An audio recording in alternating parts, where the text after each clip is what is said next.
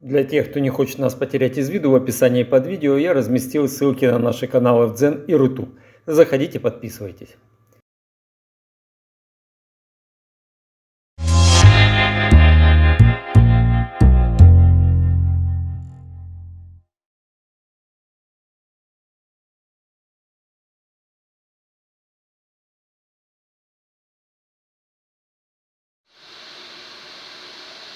Здравствуйте всем! В очередной раз из столицы в работу к нам прислали головку блока цилиндров Renault 2.0 Traffic. Сейчас раскроем, посмотрим, что там мы имеем. Обычно эти головки проблемные при демонтаже с двигателя и зачастую приезжают или привозят их к нам в ремонт с закипевшими в головке форсунками и свечами.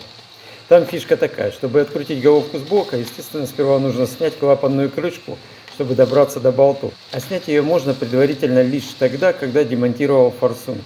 Но так как они зачастую прикипают, так что никакими средствами вытянуть их нельзя, а головку нужно снимать, то их тупо срезают, оставляя часть форсунки в головке.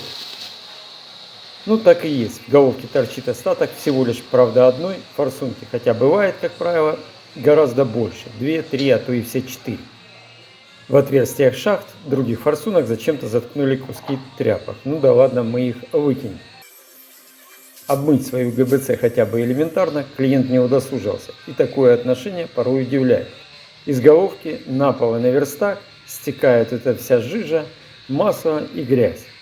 Здесь слева от форсунки мы видим заломы шпильки. Это также стандартная ситуация в этом месте у этой головки. Все это мы удалим и не в первый раз. Также видим, торчит и свеча, невыкрученная свеча. Видимо, ее также не смогли одолеть.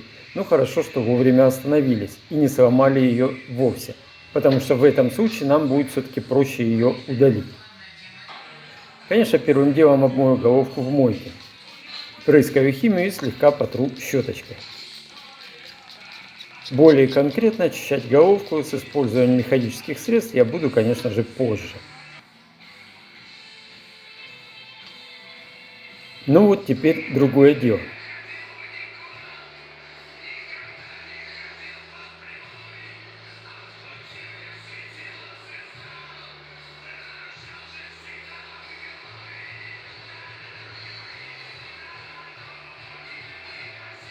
В головке торчит также и направляющая, и здесь здорово, я смотрю, покручили, вытянуть не смогли.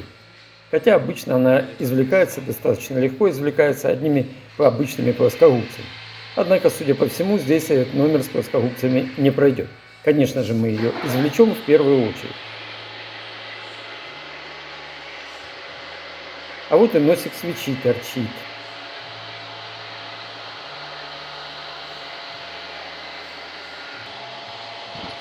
Промеряю вылет клапанов, посмотрим, оценим.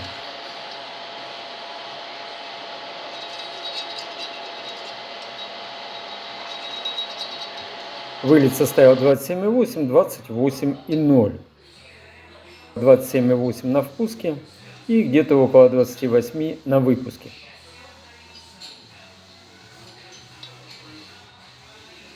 Извлекаю ту самую направляющую. Для этого есть у меня целый ряд ломаных метчиков, порченных, коих, вы сами понимаете, при нашей работе всегда есть в достатке. Мы их не выбрасываем в металлолом, а вот таким вот способом используем для всевозможных второстепенных работ. Короче, метчики получают вторую жизнь. Закручиваю подходящий метчик направляющим. Чтобы его не вырвало, нужно обязательно закрутить его поглубже. Переворачиваю головку и при помощи выколотки просто-напросто выбиваю направляйку вместе с метчиком.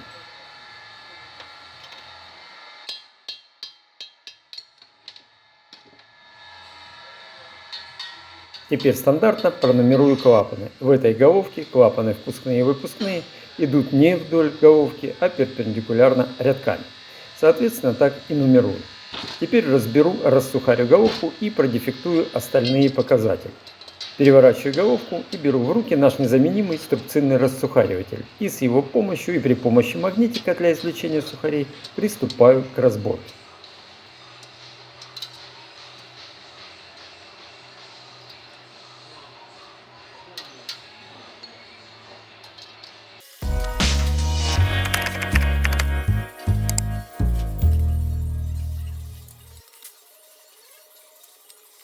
Извлекая пружины, стандартно, как я уже не раз вам говорил, обращаю внимание на них.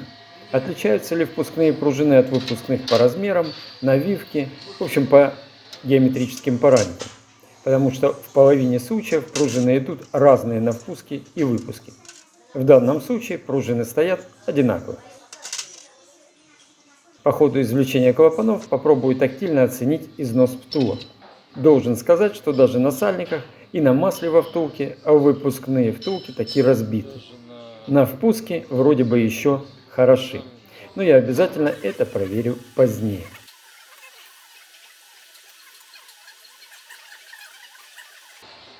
Извлекаю клапаны и снимаю сальники клапанов.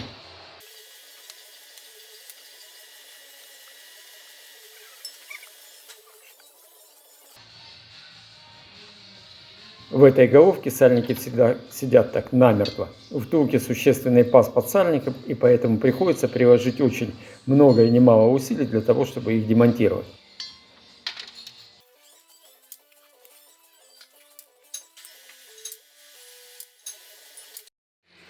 Следующий этап – это высверловка остатков форсунки.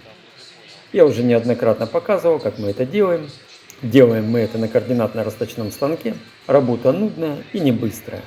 Ну, Виталий, наш расточник координатно-расточного станка, впрочем, как и всегда, справился с ней и высверлил остатки форсунки, а также обратным сверлом удалил заломыши шпильки.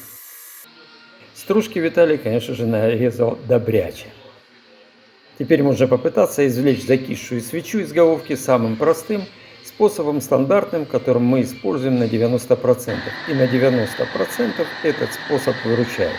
Грею свечу, точнее свечной канал горелки. Дело в том, что за время работы двигателя в свечной канал попадает нагар, который очень сильно там утрамбовывается, сами понимаете, какая там степень сжатия в цилиндрах, и превращается в самый настоящий гудрон. Вот этот гудрон нам и нужно сейчас растопить. И тогда свеча выкрутится без усилий и не сломается, что самое важное. И как видите, свеча свободно выкручивается. А вот это тот самый гудрон на жале свечи, который удерживал ее в головке. Пока головка подогрета, поменяю сразу и втулки. На фотке старая втулка вверху, которую я извлек заранее, чтобы по ней заказать новые направляющие, посмотреть, потому что очень часто бывают какие-то нюансы. Но вот это ниже уже новые приобретенные. Размеры у вас на экране.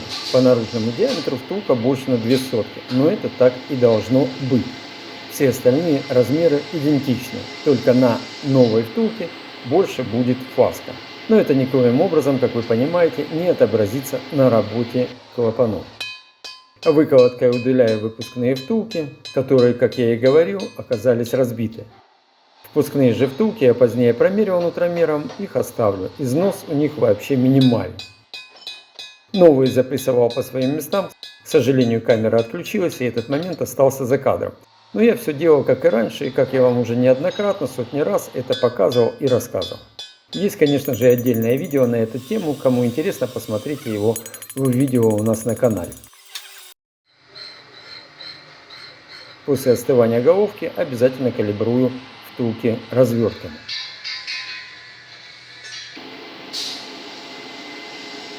А теперь, пока головка остывает, я продефектую клапаны. Подробно на дефектовке клапанов я останавливаться не буду, уже не один раз я показывал, как мы это делаем. Износ и биение у них не вышло за пределы допустимых.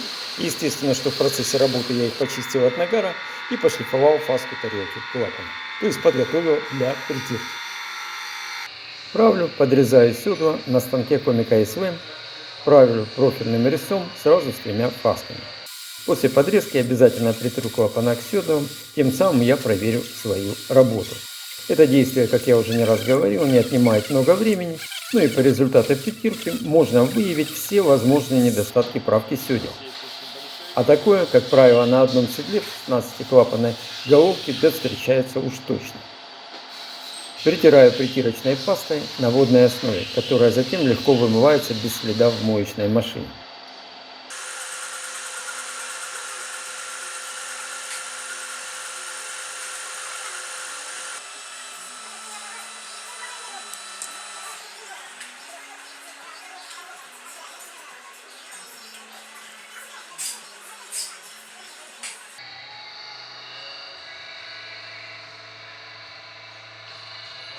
По окончанию притирки обязательно проверю вакуум-тестером результаты своей работы.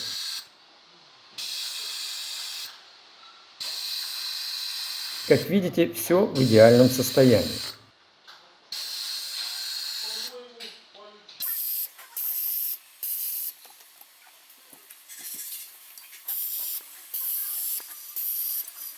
Далее остается проверить и подкорректировать вылет клапанов. Так как шлифовалась, восстанавливалась фаска самого клапана и подрезалось седло, то ножка клапана поднимется и ножка выйдет из зоны срабатывания компенсатора. Этот зазор мы восстановим путем торцевания ножки клапана. Об этом я уже также подробно как-то рассказывал в одном из видео. Измеряю существующий зазор, вычитаю его из требуемого размера и на полученную величину подрезаю ножку клапана. Как правило, после обычной обработки где-то этот размер составляет десятку, полторы, ну максимум 2 десятки.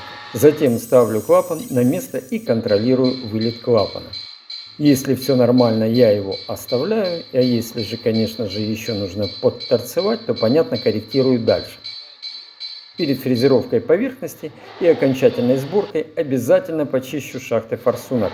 Вот такой вот помазковой щеточкой, которая, как вы видите, у нас очень часто используется. Заряжаю ее дрель и, естественно, прохожу все шахты. Прогоню резьбу в шпильках крепления форсунок после того, как их выкрутил Виталий. Капля маслица, вороток и вперед.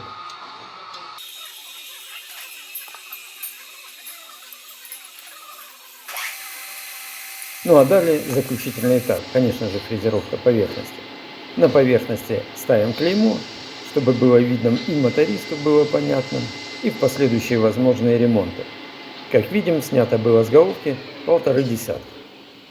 После фрезеровки обязательно нужно обмыть головку в моечной машине. Сжатым воздухом я продую ее, продую все каналы и все отверстия. А теперь и сама сборка. Сальники клапанов клиент передал нам, сальники фирмы Victor Reigns, но они, на мой взгляд, как для Витька, сильно ярко-зеленые. Возможно, это даже и поклеп. Однако сейчас попробую разберить, хотя мы привыкли, что настоящий Victor Reigns, он обычно темно-зеленого цвета. Однако, что есть, то есть. То, что клиент сказал ставить, значит ставлю их. Переворачиваю головку и расставляю по своим местам клапаны согласно маркировке. Обязательно смазываю фаску тарелки клапана и ножку маслом.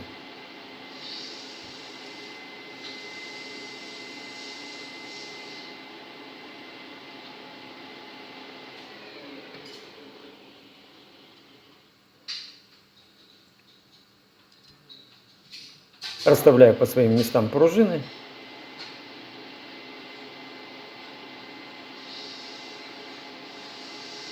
Накидываю пружинные тарелочки с сухариками внутри.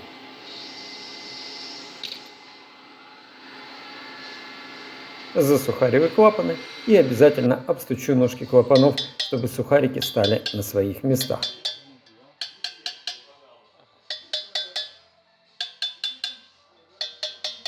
Вот такой ремонт у нас нынче получился. А на этом все.